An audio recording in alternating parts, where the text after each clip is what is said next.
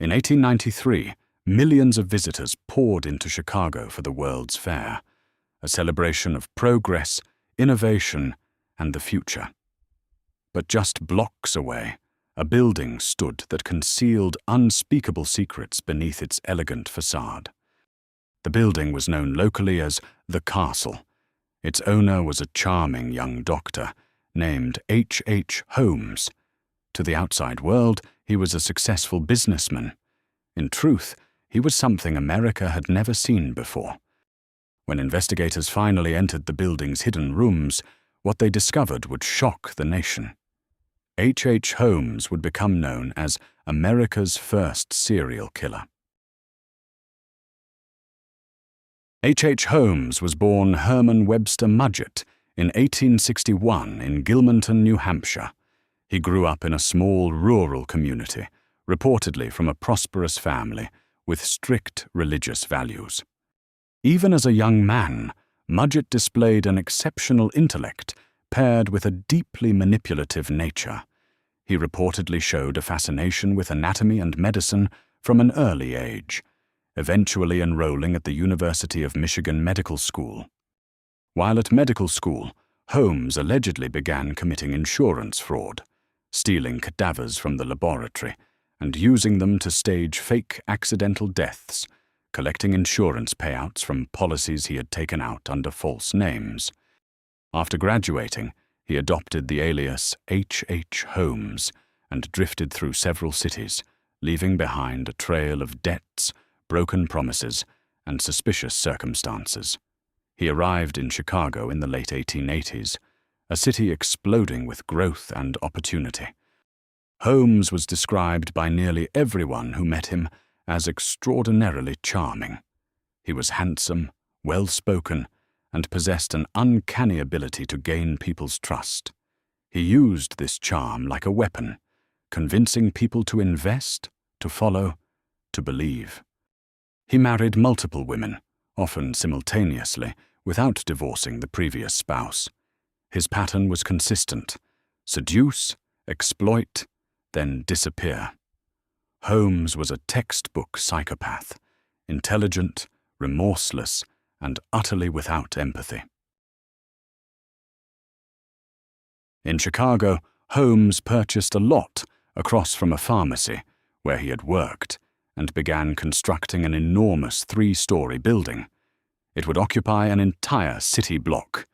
He told neighbors it would house shops, offices, and apartments.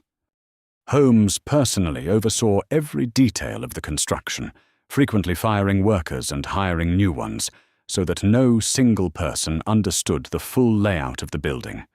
This was deliberate. The building held secrets no one was meant to discover. When investigators later examined the building, they found a labyrinth of hidden rooms, secret passageways, staircases that led nowhere, and doors that opened onto brick walls. Some rooms were reportedly soundproofed. Others had been fitted with gas lines controlled from Holmes's personal quarters. In the basement, investigators discovered a large kiln, vats of acid, and a dissection table. Bone fragments were found scattered throughout the area. The building had been purpose-built, not for commerce, but for concealment. Holmes targeted people who were often new to the city, many of them young women who had come to Chicago seeking employment or visiting the World's Fair. He would offer them jobs, rooms, or romantic attention. Then they would simply vanish. He also reportedly sold the remains of some victims to medical schools, profiting even from the aftermath of his crimes. Insurance fraud remained a constant companion to his darker activities. Holmes allegedly took out policies on employees and associates before they disappeared. The exact number of Holmes's victims remains unknown to this day. He confessed to 27, though investigators have suggested the true number could be significantly higher. Some estimates range as high as 200, though most historians consider that figure speculative. What made Holmes uniquely terrifying was not just the scale of his crimes, but the infrastructure he built to facilitate them. He had constructed, in the middle of a bustling American city, a building designed specifically to enable his predation, and no one noticed. Holmes's downfall began not with a missing person, but with an insurance fraud scheme.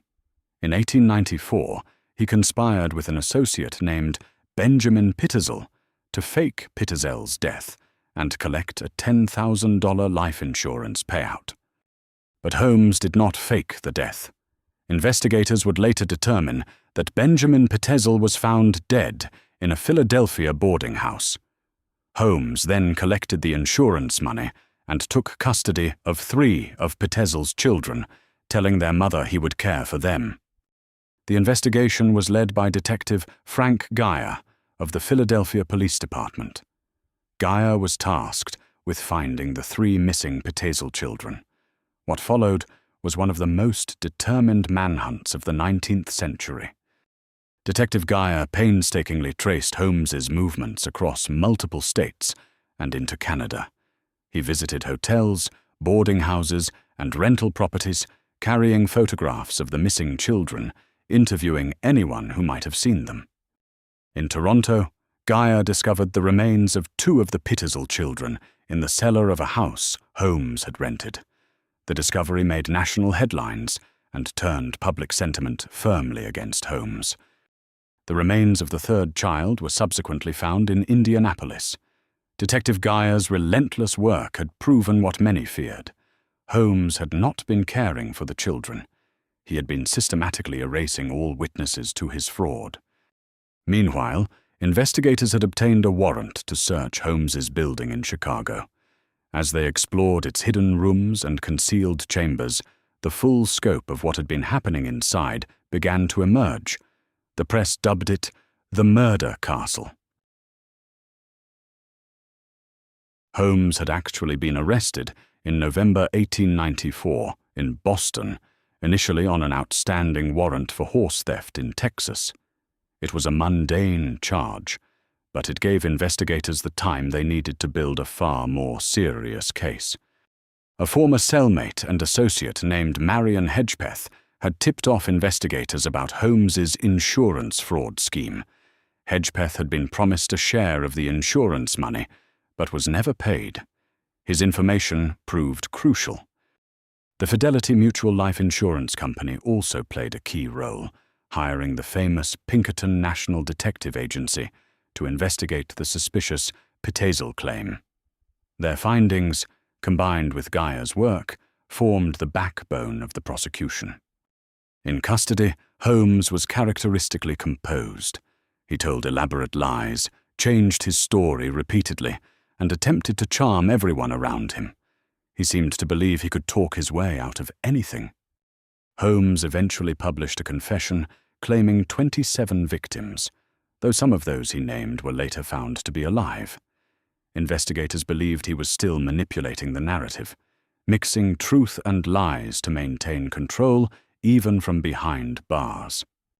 On August 19, 1895, the castle itself was destroyed by a mysterious fire. Whether it was arson meant to destroy evidence or an accident remains unknown. The building and many of its secrets were gone forever.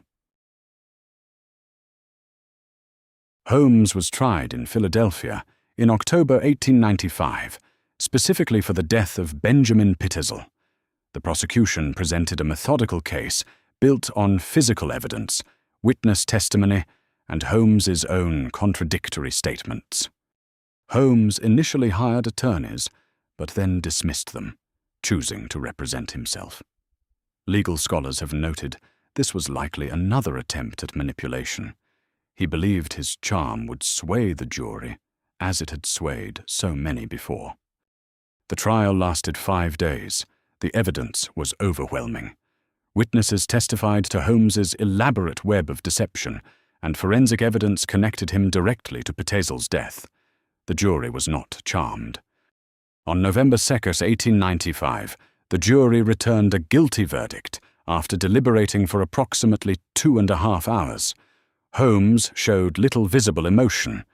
He was sentenced to death. Holmes spent his remaining months in Moyamensing Prison in Philadelphia. Even facing execution, he continued to spin stories, at times confessing, at times recanting, at times claiming innocence. The manipulation never stopped. On May 7, 1896, H. Holmes was executed at Moyamensing Prison. He was 34 years old.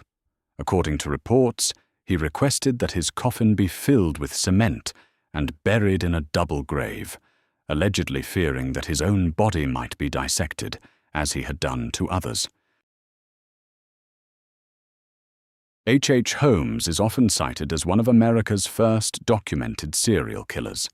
His case revealed that predators could hide behind charm, intelligence, and social respectability, a pattern that criminal profilers would recognize again and again in the decades that followed. The Holmes case helped shape the development of modern forensic investigation.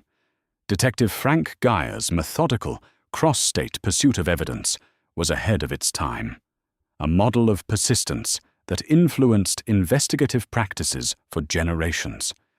In 2017, Holmes's remains were exhumed from Holy Cross Cemetery in suburban Philadelphia. Forensic anthropologists confirmed the identity through dental and skeletal analysis, putting to rest long-standing rumors that Holmes had somehow escaped execution. Erik Larson's best-selling 2003 book, The Devil in the White City, brought Holmes's story to a wide modern audience, intertwining it with the grandeur of the 1893 World's Fair. The contrast between progress and predation became a lasting cultural touchstone. Above all, the legacy of this case belongs to the victims, the men, women, and children whose lives were cut short by a man the world trusted. Their names, many now lost to history, deserve to be remembered not as footnotes to a monster's story, but as people who mattered. Holmes once reportedly told a journalist that he was born with the devil inside him. Whether that was confession or performance, no one will ever know. What is certain is that he built his darkness into the very walls around him, and a city never saw it coming. A new case drops every day. Subscribe so you never miss one.